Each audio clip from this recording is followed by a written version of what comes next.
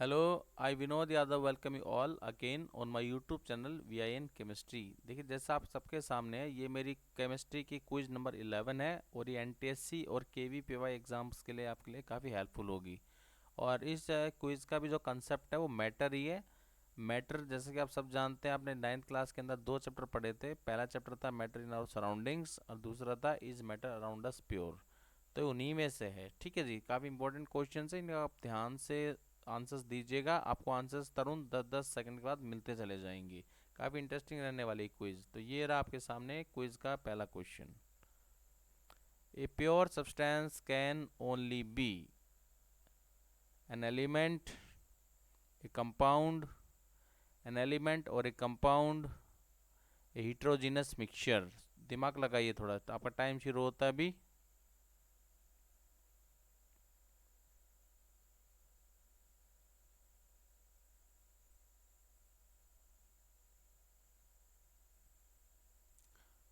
और इसका बिल्कुल सही आंसर है ऑप्शन नंबर सी।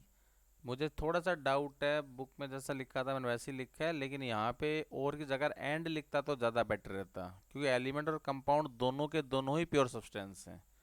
तो इसलिए ध्यान रखिएगा, आपने पढ़ा भी होगा ना कि एलिमेंट प्योर क्यों है, because it is made up of same kind of atoms.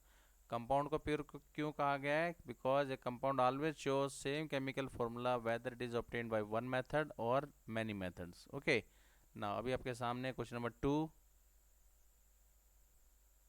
Identify the true statement for the pure substances. Option A. Pure substances may be compounds or mixtures. Pure substances contain only one kind of particles. Compounds are the only examples of pure substance. None. दिमाग लगाइए थोड़ा सा, चलिए।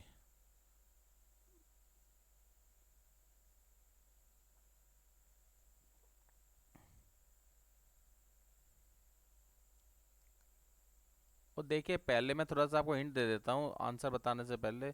आप लोग B और सी में confuse होंगे, पर जिसका सही ऑप्शन है अभी आपके सामने आ जाएगा। इसका सही आंसर है ऑप्शन नंबर बी। अब देखो, मैंने कहा था बी और सी दोनों में कंफ्यूजन हो सकती है, क्वेश्चन भी ऐसे ही आते हैं थोड़ा सा। तो बी इसलिए सही है क्योंकि एलिमेंट का एग्जांपल है वो, और कंपाउंड का भी एग्जांपल मैं उसको इसलिए डाल रहा हूँ क्योंकि जो कंपाउंड का फॉर्मूला होता है हमेशा सेम रहता है, और कंपाउंड के अंदर एलिमेंट्स भी सेम ही मिलने वाले हैं। इस वजह से इसका आंसर मैंने बी लगाया है, क्योंकि इस डेफिनेशन में दोनों आपके आ गए हैं। कंपाउंड भी आ गए एक तरह से और एलिमेंट्स भी आ गए हैं। ठीक है ना, question number 3। Which is a physical change? Rusting of iron, burning of would, dissolution of sodium in water, dissolution of sodium chloride in water। आपके टाइम शुरू हो रहा है।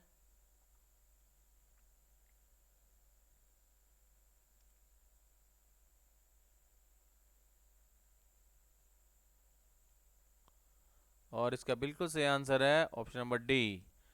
क्योंकि देखिए, ए बी और सी ये केमिकल रिएक्शंस हैं आपके। तो रिएक्शन में तो क्या होता है, जो प्रोडक्ट बनता है उसकी केमिकल प्रॉपर्टीज और फिजिकल स्टेट्स भी अलग हो सकती हैं। हो क्या सकती है, केमिकल प्रॉपर्टीज तो टोटली अलग होंगी as compare to our reactants. लेकिन डिसोल्यूशन का मतलब घोलना होता है, मिक्स मिक्स करना। आप सिंपल सिंपल सोडियम क्लोराइड को पानी में मिक्स कर रहे हैं, जिसको आप बाद में अलग कर सकते हैं बाय डूइंग एवापोरेशन। इस वजह से फिजिकल चेंज है। ठीक है ना, क्वेश्चन नंबर 4 आपके सामने आ रहा है। Which one of the following is not a compound? आपके ऑप्शंस हैं marble, quicklime, silver oxide, silver. आपका टाइम शुरू होता है।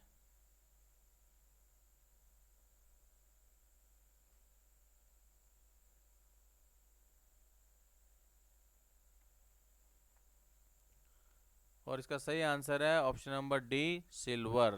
ठीक है जी, क्योंकि मार्बल का फॉर्मूला होता है CaCO3, क्विकलाइम का होता है CaO, सिल्वर ऑक्साइड का होता है Ag2O। ठीक है जी, चलिए।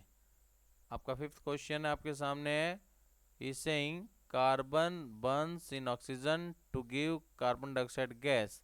Identify the correct statement. Similar to carbon, similar to oxygen, totally different from carbon and oxygen, much similar to carbon than oxygen. देखिए, identify the correct statement regarding CO2 gas है, तो CO2 gas के बारे में बताना है आपको कि वो इन ऑप्शंस में से कौन सा सही स्टेटमेंट है। आपका टाइम शुरू होता है अभी।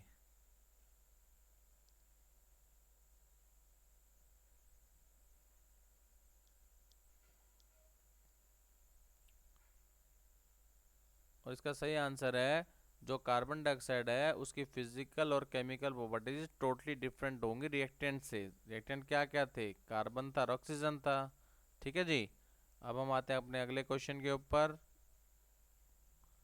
The two liquid components of a mixture whose boiling point difference is less than 25 Kelvin are separated by simple distillation, fractional distillation, both A and B, none। आपका टाइम शुरू होता है अभी।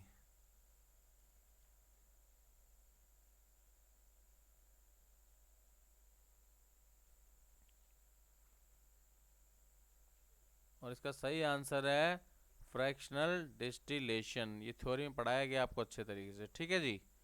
Now question number 7th। Tincture of iodine has antiseptic properties. It is made by dissolving option A iodine in potassium iodide, iodine in water, iodine in alcohol, none। आपका time शुरू होता है अभी।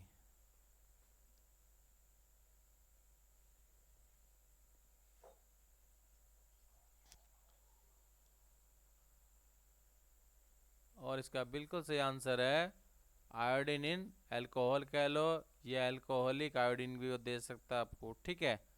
तो अब हम अपने अगले क्वेश्चन के ऊपर आएंगे। Question number 8। Rusting of iron is called. Option A था आपका corrosion and it is a physical change. Option B है corrosion and it is a chemical change. dissolution and it is a physical change, dissolution and is a chemical change। आपका time शुरू होता है।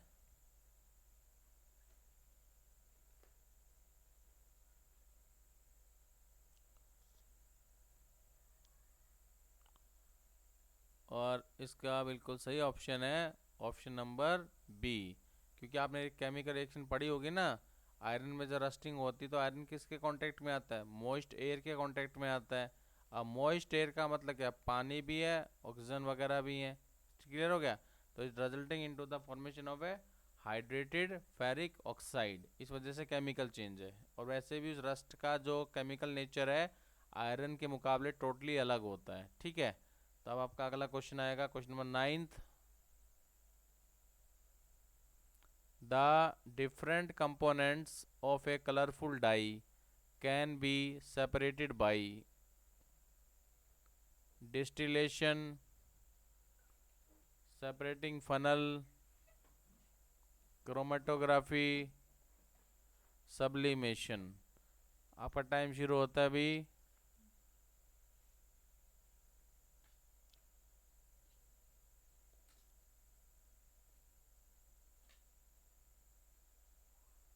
और इसका सही ऑप्शन है it is by using chromatography. ठीक है। इसका प्रिंसिपल क्या है, the different component of a colourful mixture has different tendency to movement on a solvent. ठीक है। तो जब सॉल्वेंट के अंदर उनकी मूवमेंट की टेंडेंसी अलग अलग है तो स्पॉट भी आपको अलग अलग हाइट्स पे मिलने वाले हैं। ठीक है जी। तो अब हम पढ़ेंगे question number 10th। Which of the following will show Tyndall effect? Option A sugar solution, salt solution, starch solution, copper sulfate solution। आपका टाइम शुरू होता है अभी।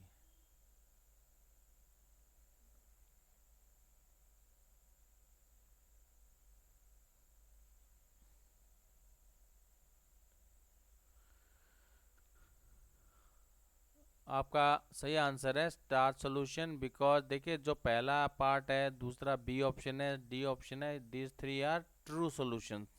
और जो C option is a case of colloidal solution and theory में पढ़ाया गया होगा आपको कि colloidal solution and suspension solution have a tendency to show Tyndall effect. ठीक है ना। आपका अगला क्वेश्चन आपके सामने question number 11th, what is the nature of a colloidal solution? Homogeneous, heterogeneous, depends upon the nature of the dispersed phase particles, depends upon the nature of dispersion medium particles। आपका time शुरू होता है अभी।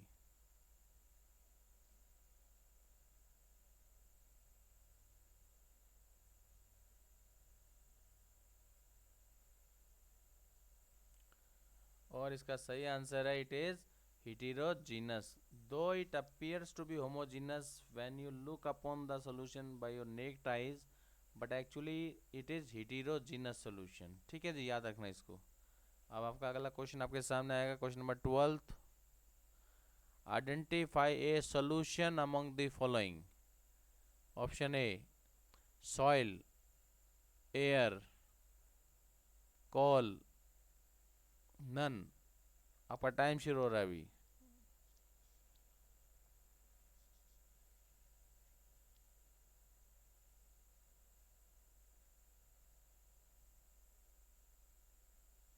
और आपका सही option है option number B. ऐसा क्यों? देखो, जो सॉल्यूशन होता है वो होमोजेनस मिक्सचर होता है। क्या होता है? Homogeneous mixture. और एयर की डेफिनेशन आपने पढ़ी भी होगी, air is the homogeneous mixture of different types of gases and moisture in air. So I have considered air as a solution among this three options A B and C. ठीक है ना। आपका अगला question आपके सामने आएगा question number 13, identify a homogeneous mixture. Option A alloys, soil, silver and brick. आपका time शुरू हो रहा है अभी।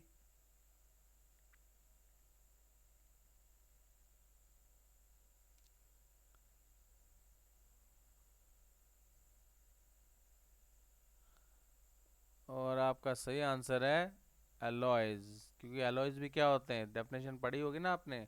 Alloys are the homogeneous mixtures of two or more than two metals or metals and non metals. ठीक है। अब आपका अगला क्वेश्चन आपके सामने question number 14th, butter from curd is separated by. Option A distillation, churning, centrifugation, both B and C. आपका time शुरू होता है।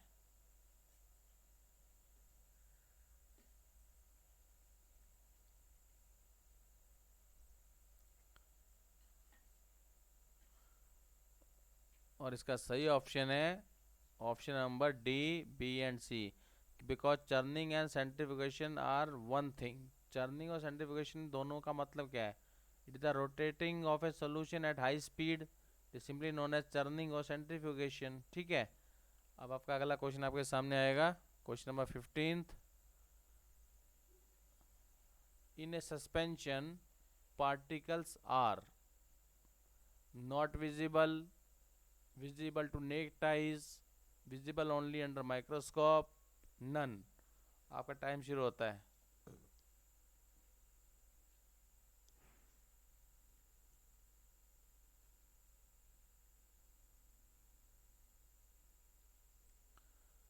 और इसका बिल्कुल सही आंसर है विजिबल टू नेक्ड आइज। ये तो पढ़ा होगा आपने जब सस्पेंशन, कोलाइडल सॉल्यूशन और ट्रू सॉल्यूशन में डिफरेंस आया होगा ना, तब बताया गया होगा आपको कि जो सस्पेंशन के पार्टिकल्स होते हैं उनका साइज़ काफ़ी बड़ा होता है। इसकी वजह से वो नेक्ड आई में भी आपको दिखाई दे जाएंगे। एग्जाम्पल के तौर पे आप पानी में रेत या चौक पाउडर को घोल के चेक कर सकते हैं। ठीक है जी। अब आपका अगला क्वेश्चन आपके सामने आएगा, the solution which appear to be homogeneous but actually they are heterogeneous are suspensions, colloidal solutions, true solutions, none। आपका टाइम शुरू होता है।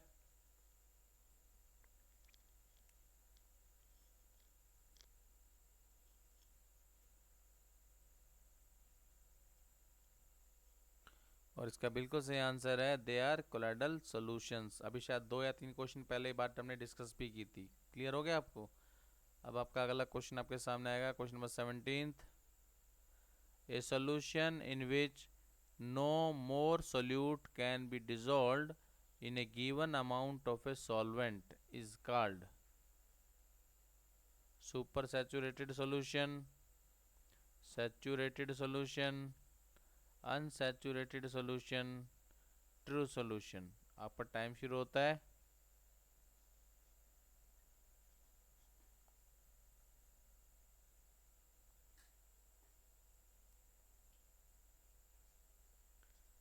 और इसका सही आंसर है दे आर सैचुरेटेड सॉल्यूशन। ठीक है। देखिए कोई भी गिवन अमाउंट का जो सॉल्वेंट होता है किसी भी क्वांटिटी का, आप उसमें एक मैक्सिमम लिमिट तक ही किसी सॉल्यूट को घोल सकते हैं, उसके बाद सॉल्यूट का घुलना बंद हो जाएगा। ऐसे सॉल्यूशन को हम कहते हैं saturated solution. Now question number 18th। Which of the following is a chemical change? Option A cutting of wood, burning of wood, sawing of wood, hammering of a nail into a piece of wood. बड़ा आसान सा सवाल है। तो चलिए आपका time शुरू हो रहा है अभी।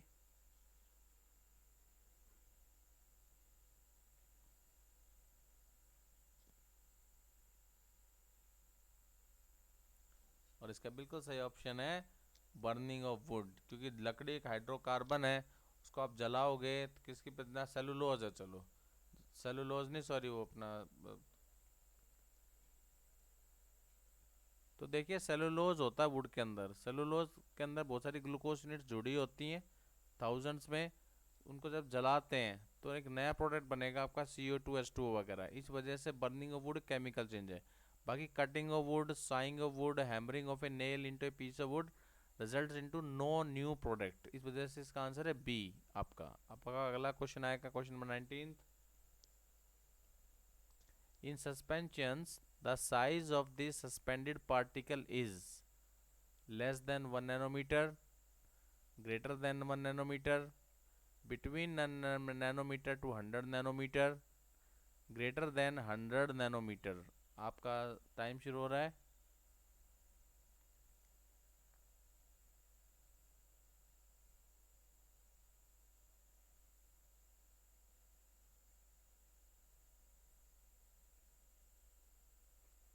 इसका सही आंसर है ग्रेटर देन 100 नैनोमीटर। ठीक है जी। अब आपका अगला क्वेश्चन आएगा, question number 20th। A mixture of sulphur and carbon disulfide is option number A heterogeneous and shows Tyndall effect,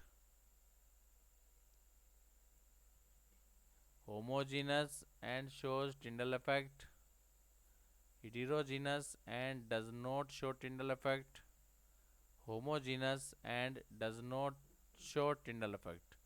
आपका सही ऑप्शन, टाइम शुरू हो रहा है पहले।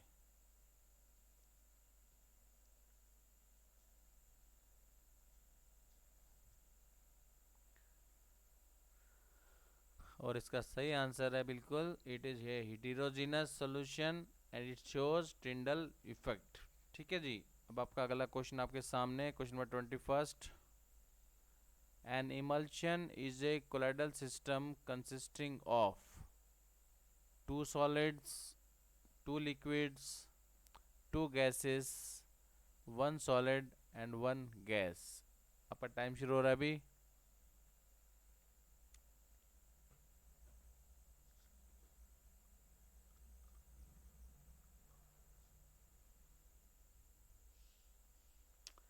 और इसका सही आंसर है the two components of this emulsion are two liquids. आपको एक टेबल पढ़ाया गया होगा, उसमें आपको कोलोइडल सिस्टम्स के टाइप्स बताए गए होंगे on the basis of the physical states of the dispersed phase and dispersion medium.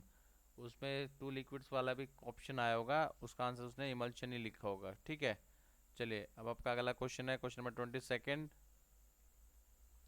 Eight room temperature the liquid non metal is option A iodine, bromine, chlorine, none. आपका time शुरू होता है अभी।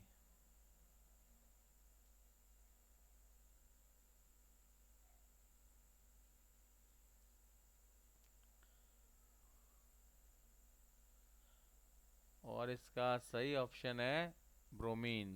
क्या है? Bromine is the only non metal which is found as liquid state, and mercury is the only metal which exist as liquid state. दोनों याद रखना, important question NTSC point of view से, ठीक है जी।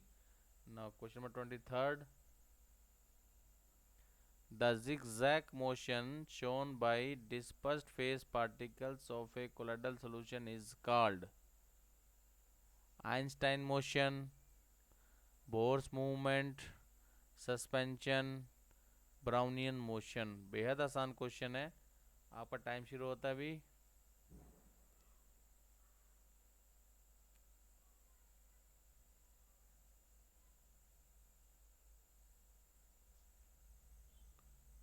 और इसका बिल्कुल सही आंसर है Brownian motion. As first time a scientist known as Robert Brown has watched this motion in case of colloidal solutions, तो after his name its name was given as Brownian motion. Now question number 24th, if the mixture of iron fillings and sulfur are heated and then this mixture is reacted with dilute hydrochloric acid, तो यहाँ पे reaction आपको लिख के देखने पड़ेंगे। The gas produced is carbon dioxide, hydrogen gas, hydrogen sulphide gas, carbon monoxide gas. चलिए आपका टाइम शुरू हो रहा है।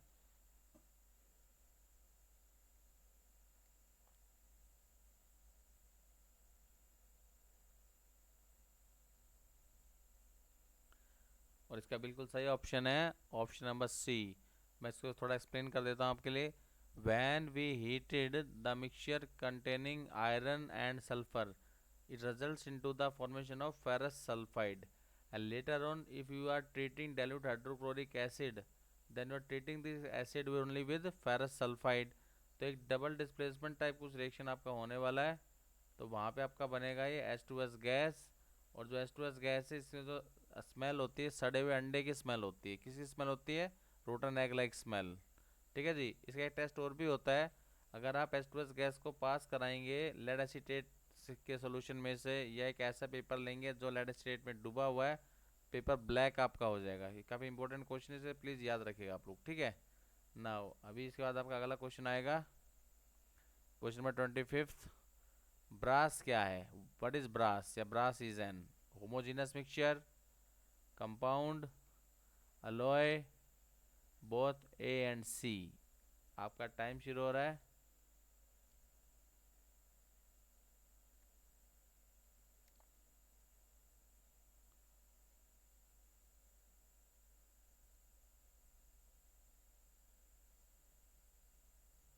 इसका सही ऑप्शन है आपका ऑप्शन नंबर डी। ऐसा मैं क्यों कह रहा हूँ? देखिए ब्रास को तो पढ़ा होगा आपने, कॉपर और जिंक का मिक्सचर होता है। कॉपर जिंक दोनों मेटल्स होते हैं, और दो या दो से अधिक मेटल्स का जो होमोजेनस मिक्सचर होता है उसे हम अलॉय कहते हैं। इस वजह से इसका आंसर आपका डी है, जिसमें ए और सी दोनों शामिल कर दिए गए हैं, ठीक है ना। Question number 26, at what temperature water exist in all three physical states. मतलब तीनों स्टेट्स हैं, सॉलिड लिक्विड गैस तीनों मिलती है उस टेम्परेचर के ऊपर। Option A room temperature, 0 degree Celsius, 100 degree Celsius, none. और आपका टाइम शुरू हो रहा है अभी।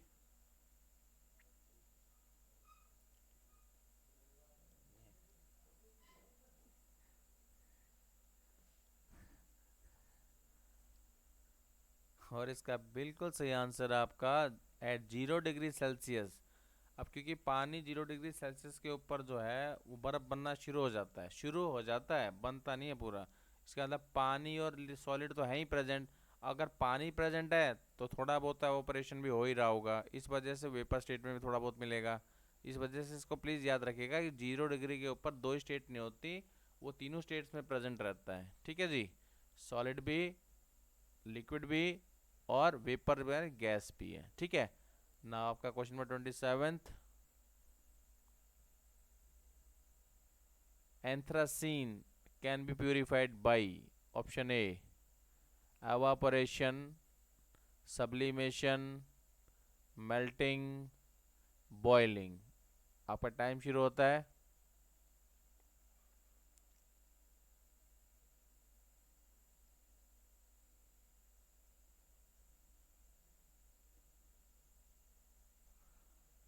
और इसका बिल्कुल सही ऑप्शन है option number B, sublimation.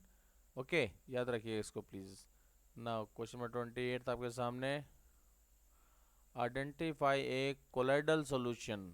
Option A sugar solution, milk, aqueous copper sulphate solution, none. और आपका टाइम शुरू होता है अभी।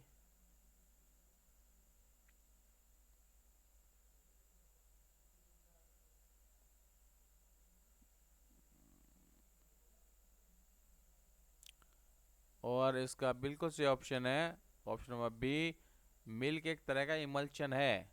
और किस टाइप का इमल्शन है? ऑयल इन वाटर का एग्जांपल है, क्योंकि मिल्क में फैट होता है सबको पता है, तो ऑयल का एग्जांपल हो गया। और लिक्विड है मिल्क, वाटर है, तो फैट इन ऑयल या ऑयल इन वाटर का इमल्शन का एग्जांपल है। इमल्शन एक तरह के कोलोइडल सॉल्यूशन ही होते हैं। ए और सी ऑप्शन आपके ट्रू सॉल्यूशन के एग्जांपल है। किसके एग्जांपल है? ट्रू सॉल्यूशन के एग्जांपल्स हैं। ठीक है ना। आपका सेकंड लास्ट क्वेश्चन आएगा, question number 29। Identify A suspension solution. Sugar solution, air with dust, sand in water, copper sulphate solution. और आपका टाइम शुरू हो रहा है।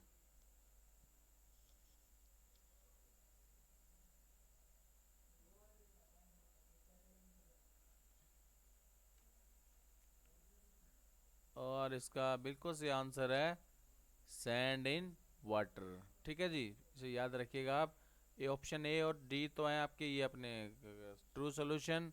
जो बी है ये आपका एरोसोल का एग्जांपल है, कोलोइडल सॉल्यूशन है। तो उसे एक बचा sand in water. Sand particle आपको बिल्कुल दिखाई देंगे, आप कितना मिक्स कर लीजिए पानी में। तो इसलिए एग्जांपल किसका है? सस्पेंशन का एग्जांपल है। और अब आपका आखिरी क्वेश्चन आज की क्विज का।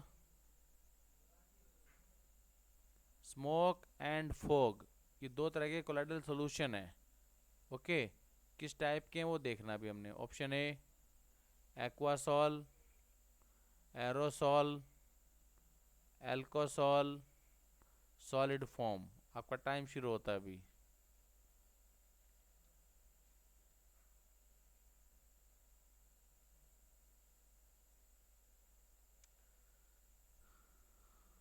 और इसका बिल्कुल सही आंसर है दे बोथ आर एरोसॉल। क्यों? क्योंकि इन दोनों के अंदर ही जो एयर है या गैस है वो तो आपका है डिस्पर्शन मीडियम।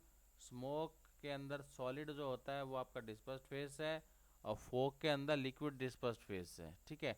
इसके अलावा याद रखिएगा जो एक्वासोल है, एक्वासोल के अंदर जो है आपका वाटर होगा, it is present as dispersion medium.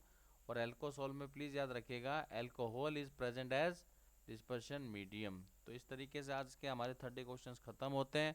Hopefully आपने इन्जॉय किया होगा। अगर आपको मेरी तरफ से कुछ हेल्प मिल पाती है आपके के एनटीएस एग्ज़ाम में, तो ये अच्छी बात है काफ़ी आप लोगों के लिए। तो आपने वीडियो को लाइक कीजिएगा, शेयर कीजिएगा, and please subscribe me my channel if you are join me first time. Okay, अगली क्विज के लिए तैयार रहिएगा। Thank you very much.